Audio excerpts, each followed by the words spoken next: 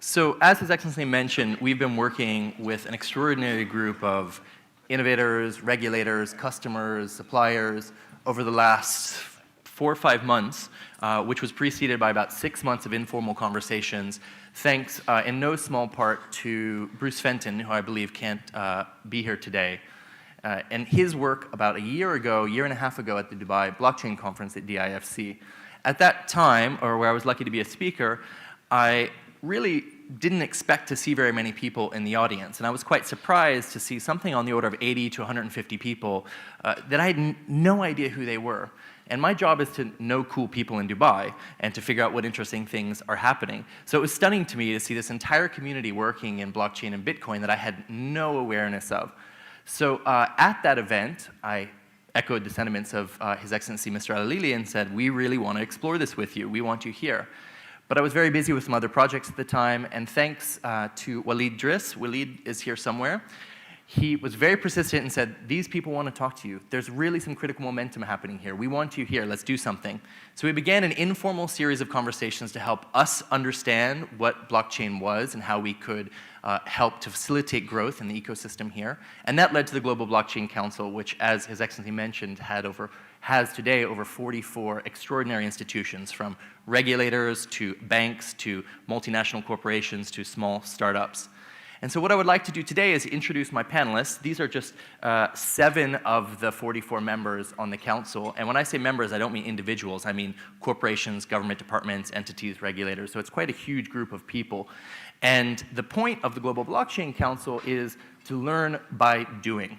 The point is to try and do things which help us understand the potentials and also the issues that we should be paying attention to as a regulator, and try to advance the state of the conversation here in a way which is the most productive way possible. So today we're very proud to announce 7 pilot projects, and these are 7 of more than 20 pilot projects that have been developed over the last 2 or 3 months. These are the ones that are both ready to be announced today and can be spoken about in public. I can say with confidence there's at least as many that are ready to be announced today but are not yet comfortable speaking in public. There's a lot of extraordinary work happening behind the scenes, and there will be more pilot projects coming in the next few months as well as they develop and the partnerships form. So without further ado, I'm going to let each of the panelists introduce their pilot project, and the goal of the pilot projects is to complete these within the next 3 to 6 months. At the end of 12 months, we want to be able to reflect back and to publicize and to reflect upon the lessons learned and the activities completed with the Council, such that we can not only say we have the largest regulatory group in the world, which we do, but we can also point to specific successes and businesses which have come out of them and initiatives which have resulted. So without further ado, I'm going to introduce Jose Valles from DO being one of the largest telecoms in the country, who's going to introduce his pilot project on electronic medical health records. Please, Jose. Thank you, Noah. Hello, everybody. Jose Valles, Vice President of Enterprise Services in New Business and Innovation at DO. I wanted to share with you something that you're probably familiar with. How many times have you gone to the doctor and you found yourself during the 21st minutes explaining the doctor your background, all the problems, all the diseases that you've had, the issues that you had, if you had some surgery or something like that, and finally you realize that you forgot the x-rays that were needed in order to be able to have a good diagnosis, okay? This looks like a very familiar problem to everybody. Is something that actually generates a big issue, generates deaths, okay? Because not having the right information in the hands of the doctor when they are going to release a diagnosis puts your lives under threat, okay? Just as a number, in 2007 in the United States, 210,000 people died because of not having the right diagnosis, and it could have been solved. It was a mistake not to have it, okay? This problem is right now in process of being solved here in the UAE, okay? You won't need to go with your medical records under your arm. You'll be able to go to any hospital and the doctor will have direct access to all your background here in the UAE. There are 3 programs, 2 led here in Dubai. One is called Salama, that is about putting together all the electronic health records in the public sector, in public hospitals. Second one is called Nabib, that is also joining all the private hospitals. And then there is a third one at a UAE level that is called Namr, okay? This is a fantastic advance, but it also generates certain risks, okay? there is a risk of security of who is able to access to the electronic health record, who can manipulate it, if it can be hacked or not. And that's why we're bringing blockchain technology here in order to be able to secure the access to this data and to make sure that whenever the doctor is going to access the data, he's going to access to the right data, okay? We have partnered with a company called Guardtime. Guardtime is a company with patents that make blockchain technology scalable and fast. They have deployed these technologies already in Estonia, that is the country with the most advanced country in terms of electronic government, and we do believe that this is going to be a leapfrog in the adoption of these technologies here in the UAE. So, as I said, hopefully, in the coming future, you'll be able to use blockchain technology without even knowing that you're using it, and that is going to make your life easier when you go to the doctor. Thank you. Fantastic. Thank you, Jose. We're not going to have time for questions now. I'll just point out after the panel at the first networking break, you can ask any of the panelists for more information at the VIP area. Next, I'd like to introduce James Bernard from Dubai Multi-Commodity Center, DMCC. Thanks, Noah. I'm going to keep very much descript because I know we don't have much time and I've got quite a few things to sort of put into this. First of all, DMCC is a Dubai government entity which was established in 2002. Basically to enhance trade flows through Dubai, and we perform various functions from establishing companies, regulating, and promoting of support systems and trade flows through commodities in Dubai. In 2015, we were also voted the best free zone in the world by FDI magazine. So the pilot project that we have is quite an interesting one. It's basically the Kimberley process. The Kimberley process certification scheme is a joint government, industry, and society initiative to stem the flow of conflict diamonds, so blood diamonds. It was set up to assure consumers, anyone who buys a diamond basically, that that diamond is not financing war or conflicting with human rights issues. So it was created when Southern African diamond-producing states met in Kimberley, which is a mining region in South Africa, and shortly after that, the United Nations Assembly adopted this in the creation of the International Certification Scheme for rough diamonds. So this is laying out the strict requirements for all trade of rough diamonds around the world. So today, the KP has around 54 participants and 81 countries. And the KP members count for approximately 99.8% of all diamond trade in the world. Last year, our chairman, who is here today, Ahmed bin Salim, was elected as the chair for the Kimberley process with Dubai for 2016. The Kimberley process is a perfect example of how blockchain can be used for a system and process and can benefit from all of the benefits that we'll be discussing here today. Our aim is for this pilot project to use blockchain to digitize the issuance and transfer of the Kimberley process certificates, also for which are used for the transfer of shipments of rough diamonds globally, but also for the collection, transfer, and storage of trade data and statistics provided by each member country around the world on a monthly basis. There are two main areas of the Kimberley process that we're focusing on, which are certification and data sharing. So firstly, certification. The certification is basically to avoid conflict diamonds entering into what is a legitimate trade routes that the members of the Kimberley process have established, and to certify shipments of rough diamond as conflict-free. And the KP requires that every member and every shipment of rough diamonds exported to a participant must be accompanied by one of these certificates. So certification, the potential of being a smart contract. The receiving KP office of all diamond shipments must also confirm receipt of this certificate. So that also plays into where the blockchain can actually be a really relevant application here. So the confirmation has a certificate number, the number of parcels, the carat, the weight, the diamond, exporter, importer, and country. So the original certificate must also be readily available for a period of up to 3 years. So the traceability of blockchain that blockchain offers, and the record keeping of it is also a perfect example. Secondly, data sharing. The KP also recognizes that the reliable and comparable data of the production and international trade of rough diamonds is also essential. It's an essential tool for the effective implementation of the certification scheme, particularly in identifying any irregularities or anomalies which could indicate conflict diamonds getting into the legitimate trade. So member countries must collect and maintain relevant official production, import, and export data, and collate and exchange such data on a monthly basis. A lot of accurate details must be captured here, transferred, and shared with other member countries. Using blockchain, we can centralize and secure the collection of all data. Today, diamond production and trade data is collected by all member countries, mainly using Excel and transferring it to centralized websites, which is far from ideal and could easily result in duplications, anomalies, and incorrect information through errors. Blockchain technology can be used to share a ledger across the member network. The networks can be secured using cryptographic technology. Permissions, so only authorized parties are allowed to join, and secured diamond data can be collected and added to the authorized users and immediately viewed to everyone across the world with easy access. So this establishes trust, accountability, transparency, with streamlining the process. It also has the potential to vastly reduce the cost and complexity of the processes involved.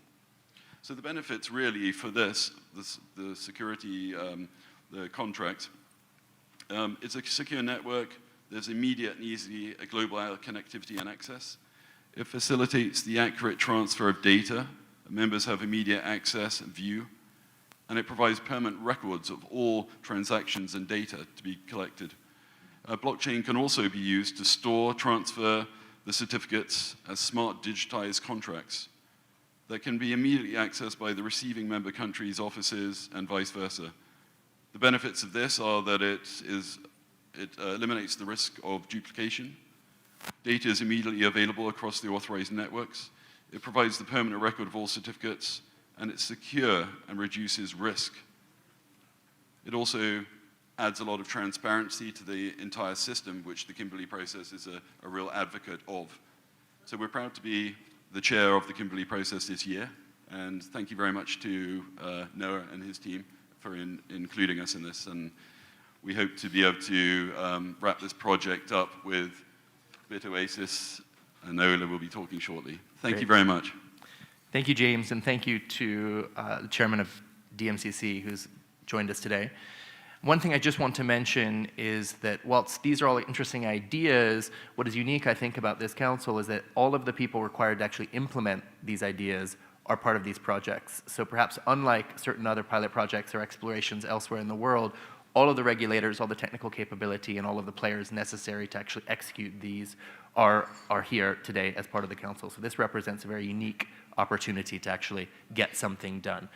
Because we added one more member to the panel, I'm going to ask the panelists just to share a little bit less detail and go a little bit faster, but it's all quite exciting. So with that, I'll hand over to Pinaki Aish from the Dubai International Financial Center, who's going to describe their pilot project on wills and trusts.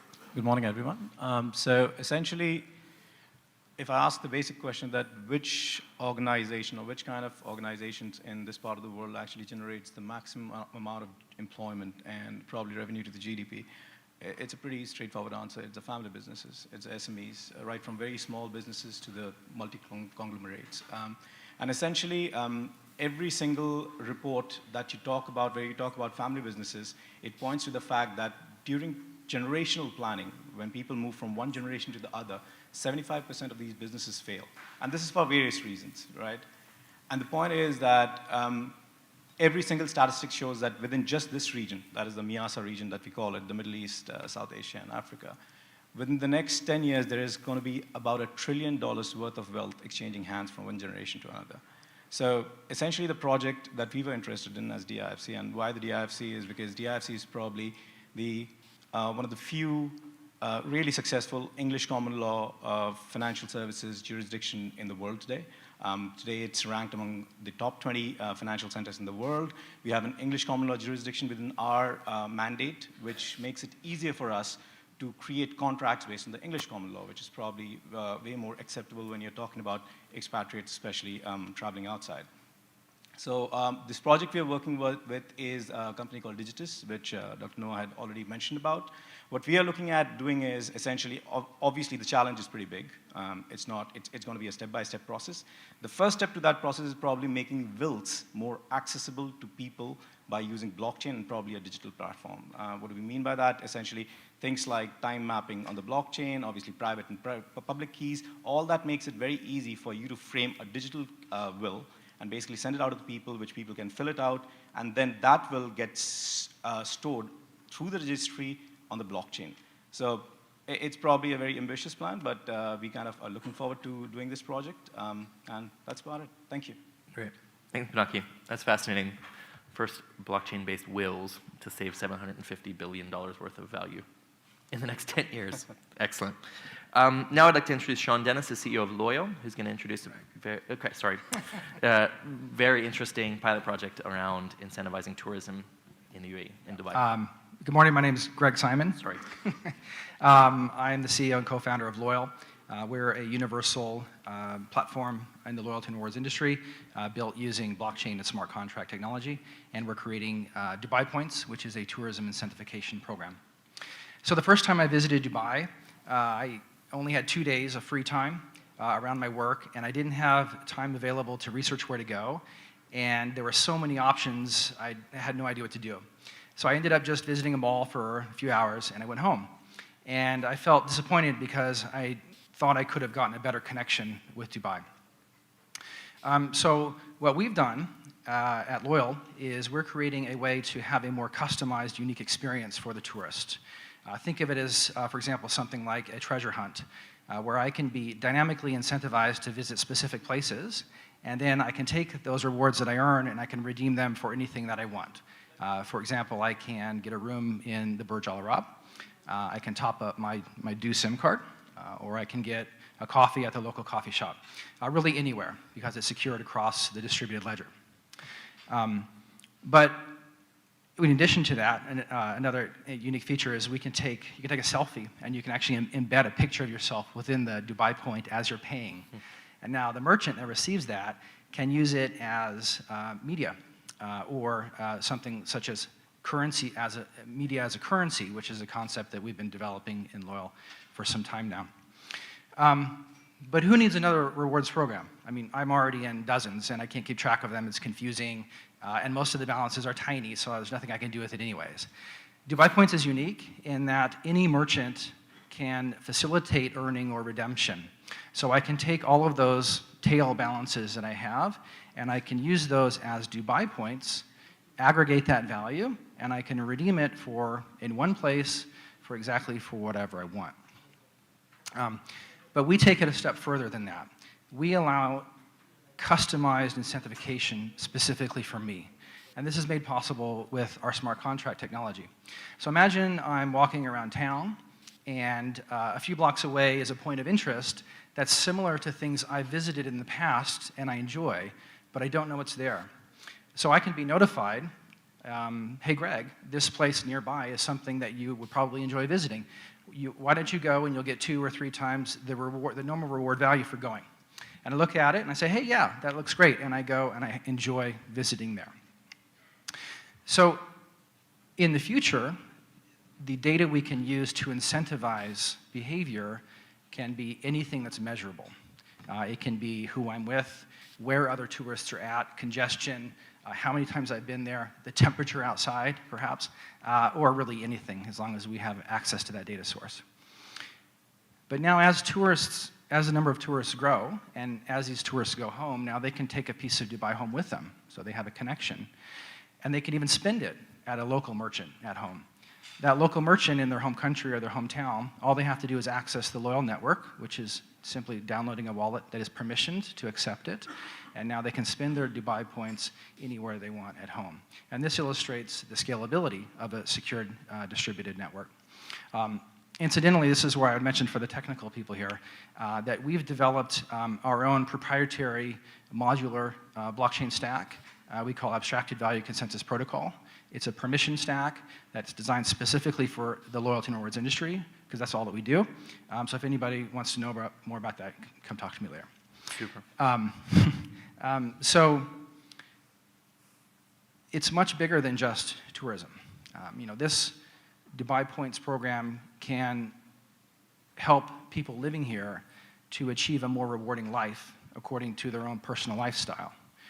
And that can be help to bring Dubai towards being the happiest city by 2020, right? So in conclusion, we have a number of very exciting partners that are already involved in our program, and I hope I don't forget any because it's growing. A major airline, Jumeirah,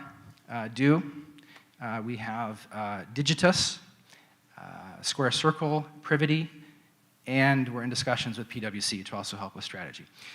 So in true Dubai style, we want this program to be huge. So if you have interest in participating in any way, please talk to us. Thank you. Fantastic. Thank you so much, Greg. That's fantastic. Next, I would like to introduce Vignesh Raja from Victor Koenig, who's going to talk about blockchain for enhancing the import-export digital trade process.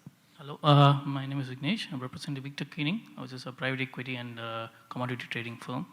So before I explain the pilot project, I just walk through a scenario so that it will be better of easy explanation.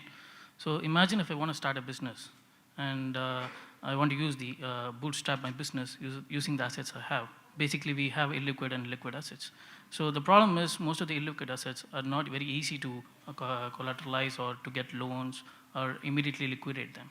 So what we are trying to do is using blockchain, we want to create new digital assets and probably giving new tokens to digitalize the existing physical assets and also use smart contracts for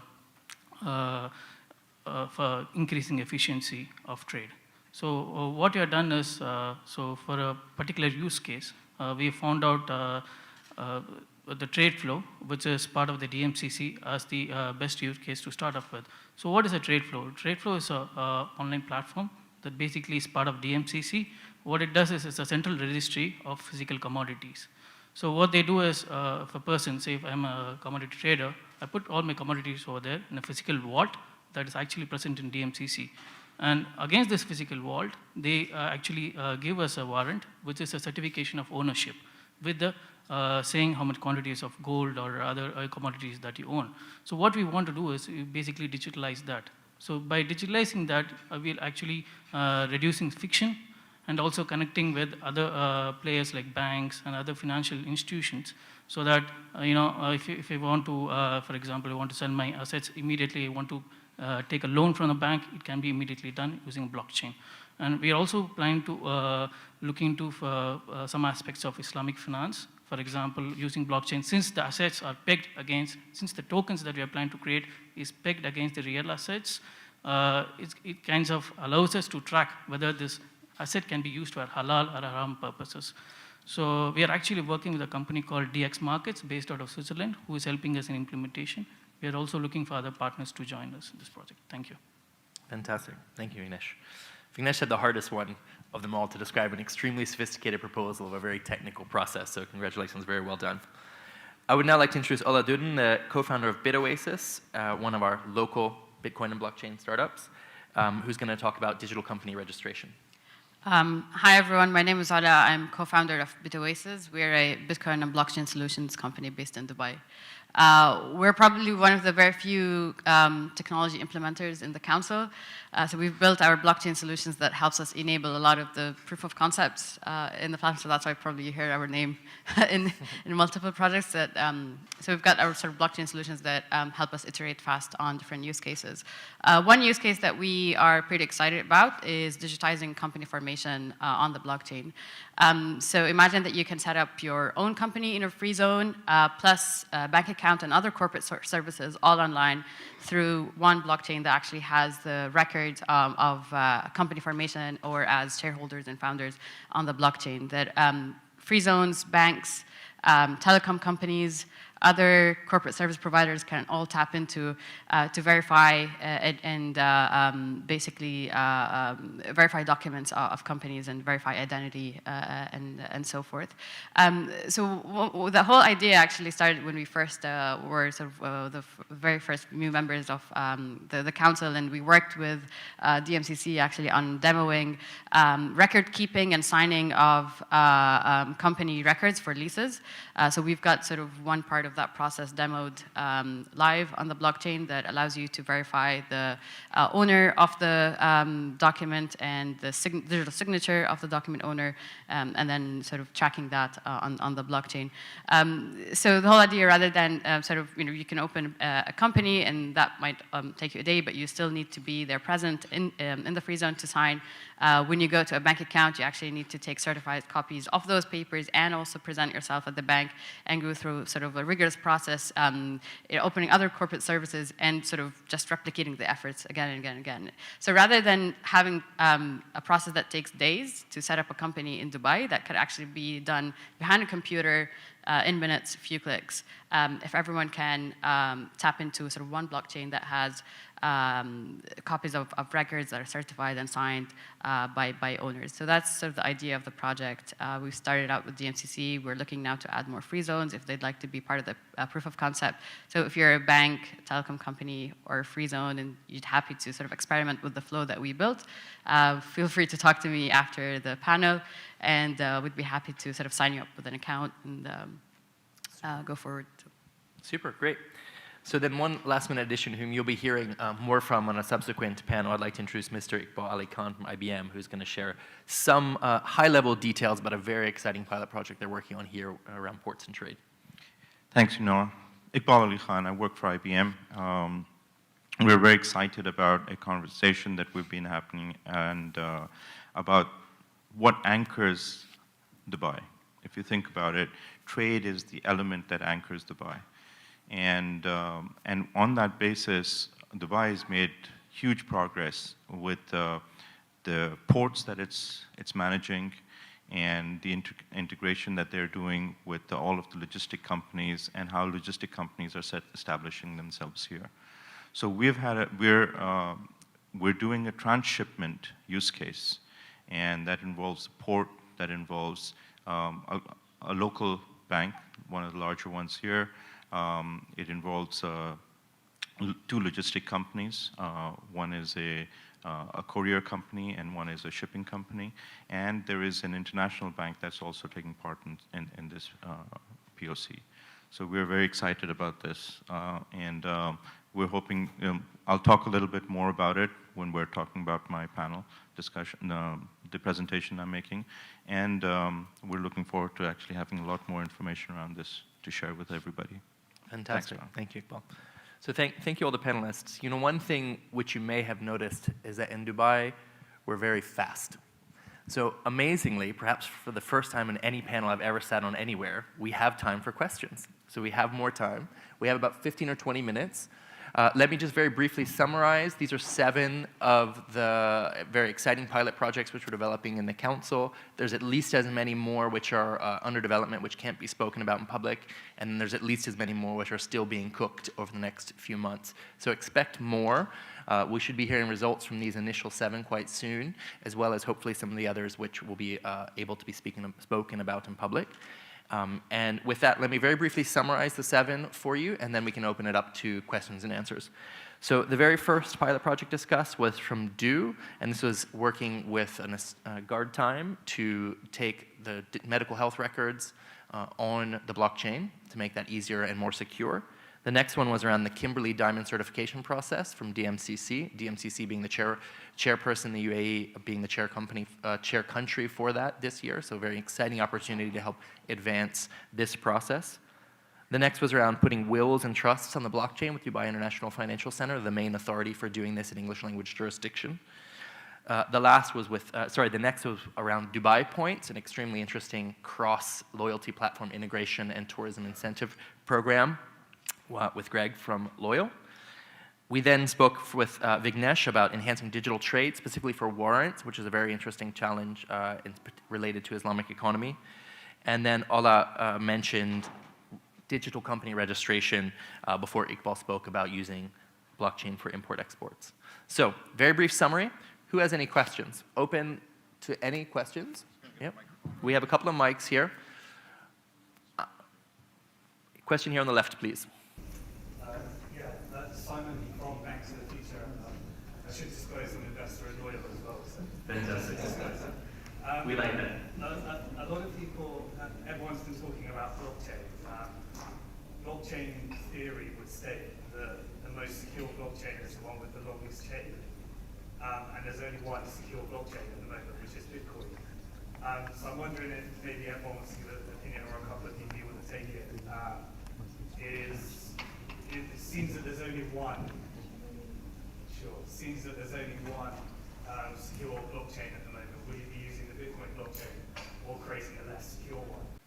So the question, which had a little bit of a value judgment embedded in it, if I might, was will you be using the Bitcoin blockchain, which has the longest history, or will you be using other types of blockchains? Is that an accurate summary? Yeah. Anyone want to tackle that? I'll start. All right, go ahead, Greg. So I've been involved with Bitcoin and blockchain since early 2013. I'm a well-known advocate of the Bitcoin blockchain. However, when dealing with enterprise users of distributed trust, having anonymity can create specific problems with regulations and legal environments. And therefore, in some cases, you have to concede a certain level of that security in order to remove the anonymity for enterprise users to be allowed to do it. You know, when you're dealing with capital invested by someone else, you have a fiduciary duty to follow the law. And one of the things that's difficult is if you are in a financial transaction with an unknown entity, and therefore you can't quantify the risk of that counterparty. To allow for blockchain to receive enterprise adoption now, mainstream, a certain level of permissioning is a solution. Long term, who knows what happens, but for the immediate term, that's a way for us to get it out into enterprise users. Ola, Iqbal, then Ola, please. Yeah. Yeah, I mean, so permissioning actually is a critical element for trade. I mean, you have to have the same entity. So if you take the example of a bank, you could have two banks that could be an importer and an exporter, so an issuer of an LC and a receiver of an LC. But then a third bank would be just a confirmer of the LC. In this particular transaction, the confirmer would have the least amount of information. But in another transaction, that confirming bank could be the issuer of the LC. So the amount of information has to be driven by the role that they're playing. So permissioning is going to have to be a critical element if you get into transactions which are going to drive the majority of the economy. Ola? Thank you. I actually agree with you that the longest chain is the most secure chain. And I think there are various implementations as layers on top of the Bitcoin blockchain that can tap into the security of the transactions that the longest chain can provide, but also build, to some extent, permission applications on top of that as side chains and other applications, and that's one area we're looking into. There were various applications or implementations on top of Bitcoin that would utilize the timestamping feature of the blockchain, but I don't think every now and then, obviously, someone comes up with a new implementation. But I think one thing that excites us is sidechain implementations that potentially can tap into the security of the longest chain, but allow semi-private applications and confidential transactions using sidechains. If I could just add one thing, I think from a government perspective, you know, KYC and AML are important facts of life, and it's important that we're able to back these initiatives with confidence that it's not going to expose us to additional risks. So I think one of the things that we're balancing here in Dubai is trying to understand how to best secure these applications without adding additional layers of bureaucracy and undue security, if you will.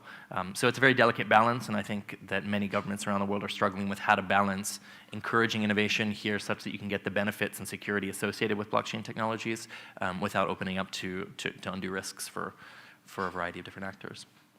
Great. Well, I have a question, and I'm going to ask James about this question. I think one of the interesting things about these pilot projects is that we're pushing into territory where there have been similar ideas but very few actual implementations. And as we know, working on the leading edge of innovation, change often encounters resistance. So I would like to ask you guys in the most diplomatic way possible, what are some of the challenges that you faced implementing or even speaking about something exciting like the Kimberley process, which is a large multinational exercise where not everyone might be as excited about these technologies as we are? Yeah, thanks. Actually, our chairman introduced Ola at the Kimberley process dinner the other night, and she did a presentation on blockchain and how that would be implemented for the Kimberley process. And it was obviously received with different ideas and some confusion, some acceptance, some people saying, wow, that's great. It does require a lot of discussion, and I think the Blockchain Council that's now been formed goes a long way to educate people. It's not just all of us sitting in the room, but it's just the people on the street, it's the banks, the dues, the telecoms, just every business out there has to be informed about it and make an educated decision on what their investment, time-wise, money-wise, into this. DMCC's recently, or over the past few years, invested heavily into technology, be it our trade flow platform, be it our futures exchange, DGCX, or Salesforce that we use for our free zone. But we always have to be ready to step up and look at new technologies and new innovations, and hopefully DMCC will continue to do that and continue to support it. And I think we show that by being part of the Blockchain Council. Fantastic, thank you. And you're definitely one of the early adopters and most aggressive supporters, so thank you. Greg, you're perhaps one of the most consumer-facing applications here, although the medical health records one will obviously touch many people's lives. In your experience selling this to regular users, if you will, how have you found the most effective ways to communicate the value without getting into too much of the technical detail? The most effective way is to let Sean do that. Right? We're quite fortunate, actually, that we're a B2B business in that our customers are the loyalty and rewards programs operators. We don't have to deal directly with their customers. What attracts them is the ability to have greater utility and improve the customized connection with their customer. But when they, for example, we have clients on our platform now, and the integration of our stack behind the user interface is totally seamless. The user doesn't even have to know that blockchain is powering it. All they need to know is that with this particular program, I can do these very cool things that are customized for me, and I feel a closer connection with that brand. For this guy, I can't. Right? So that's the differentiation we're going to see in that market going forward. But powered by blockchain doesn't even really have to be known by the end user. That's fascinating. I mean, one of the complaints against Bitcoin originally, but I think this is increasingly so around blockchain, is that it's just extraordinarily complex to understand and access, and there hasn't been that killer app. So this is an open question to the rest of the panelists. Do you feel like that might be transitioning into something that is more user-friendly, even if the user might be another business or a consumer? So I mean, on that, actually, the whole idea of as technology is progressing and when we're looking at this and digitization, the idea is that as far as the user goes, it should be most easy for them to use, just a natural thing that they would go on and do. But all of the blockchains and all of this new technology that's coming in, this is all in the background. It's just to provide security so that there is, there's safety around that. But as far as the user goes, the user interface should be absolutely logical. Fantastic. Jose? Well, if I may, I think I'm the only not technologist here in the panel. Honestly, I don't care about blockchain by itself. I care about the things that it brings to the table, right? I always tell one example. When I look at my kids, I have a 7-year-old, a 5-year-old, and a 3-year-old. They use technology all the time. They don't know what they're using, okay? They just know about how they use it, and they love it, okay? So this is the same. The way we need to present technology to people is about the use cases that we're putting on the table. Look, if you go to the doctor and the information there is secure or not, actually the customers don't know. It's our obligation, like the Ministry of Health, my health authority, and the technology partners that are out there, to be the ones providing a secure environment to the customer. Okay. I always share one information that is pretty interesting. I saw the first time that I saw Telegram was like 4 years ago in a conference in Palo Alto, and they were talking about the benefits of having encrypted messaging, okay? They were thinking that they were going to eat the world, and I remember technology bloggers talking about it, like, oh, these guys are going to eat WhatsApp, okay? WhatsApp keeps on being the biggest messaging platform in the world, and they introduced encrypted messages like a couple of months ago. Customers don't care, okay? It's the obligation of the technology companies to be the ones providing the technology that is going to provide security in a way that is actually invisible to customers. Fantastic. Thank you. So, I mean, as I say, don't sell the customer the nail, right? Sell the customer the hole in the wall, essentially. And if you look at blockchain per se, they say that blockchain is 3 levels. There is blockchain version 1, version 2, version 3. And at version 1, which is essentially cryptocurrencies, which we see in terms of Bitcoin and everything. And on that, people have been making an effort, like the likes of 21 Computer, which actually wanted to take Bitcoins right to the consumer end, where they can generate their own Bitcoins through every electronic equipment that you make, so that you can start relating to it. But I think things like the blockchain 2, and which is where our project is, the whole idea is that yeah, it might not be the longest blockchain that we create. Obviously, this will be like family businesses. This will not definitely be a public blockchain. This will probably be a private blockchain.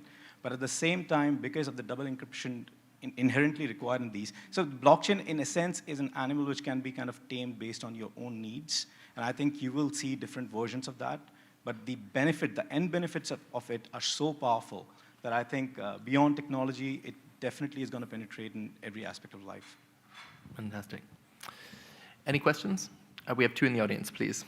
Please, sir, with the beard. The question's about the tension between responsibility and opportunity. And in particular, given that there's no standalone data protection legislation, whether that essentially is an opportunity to share data and exploit data, especially in the B2C use cases, or should businesses such as yours take a proactive approach and look at other jurisdictions where there is data protection law and build in consent frameworks and act responsibly. So this is about the tension between privacy, data sharing rules, and I'm sure Her Excellency Dr. Aisha bin Bishr will talk about this shortly. But please, panelists. So I'll take it from the perspective of, for example, the Dubai International Financial Center. So we have had a data protection law for the last, I think, 7-8 years, which is pretty international, state of the art. And when it comes to open data, obviously the region will see a lot more happening there. Obviously, you've seen in the likes of Singapore where they've unanimously kind of declared that open APIs will be uniform across the board now. But then, along with that, now we also have the technology where people can decide what data you want to share and heavily encrypt it, and the rest of the data can be shared. Because obviously banks don't share every single private information of the customer, but they will share things. Like, for example, what your demographic is, what your details are, what your address is not important for me as a fintech provider, for example. But what's important is your transactions.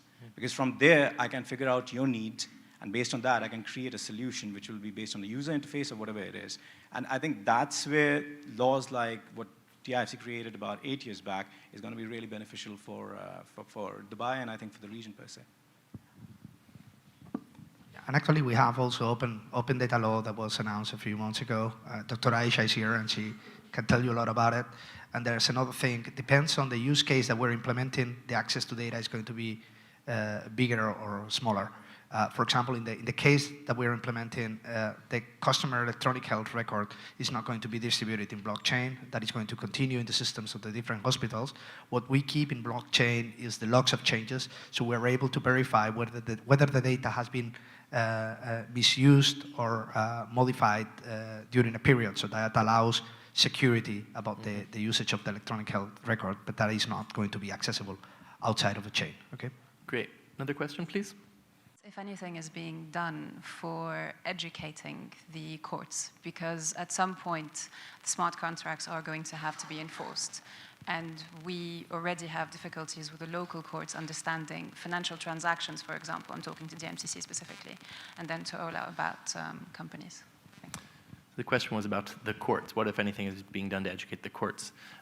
I would posit that these are 7 things that are being done to educate the courts, amongst the many others. But the purpose of the Blockchain Council was explicitly this, was to provide use cases and precedents that we can use as evidence to start to explore the issues around this for the courts.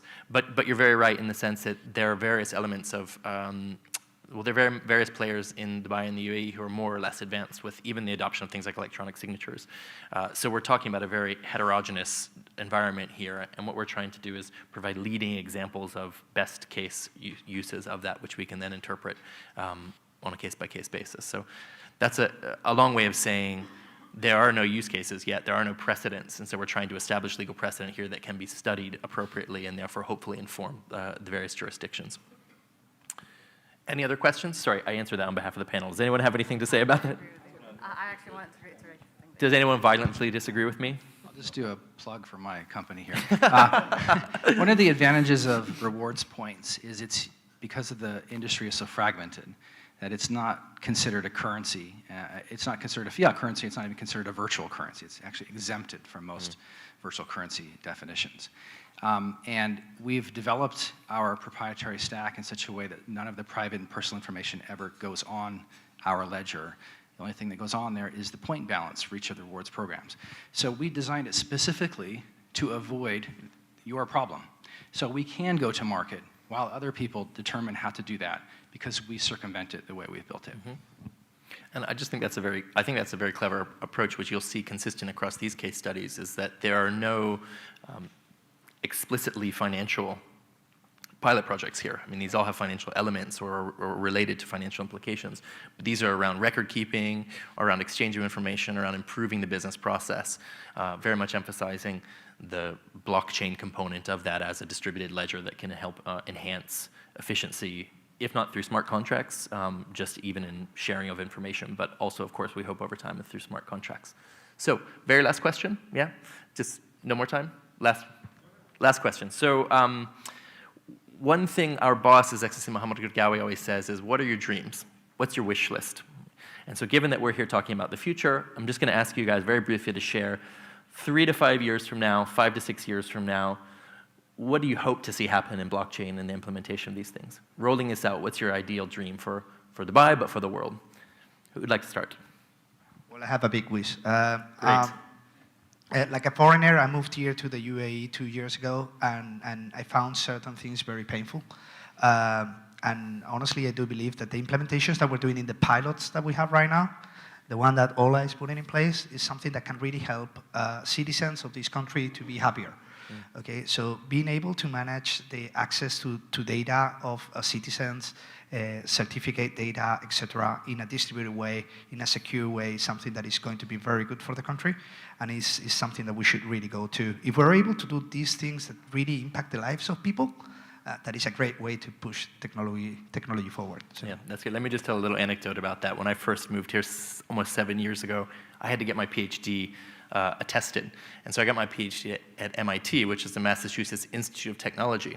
And that wasn't on the standard list of universities because it's an institute, not a university. So the amount of process I had to go through getting it stamped and then re-stamped and attested and all of these sorts of things was an extraordinarily painful process. And I, like Jose and like many of us in this room, I can attest to the fact that it's really not happy.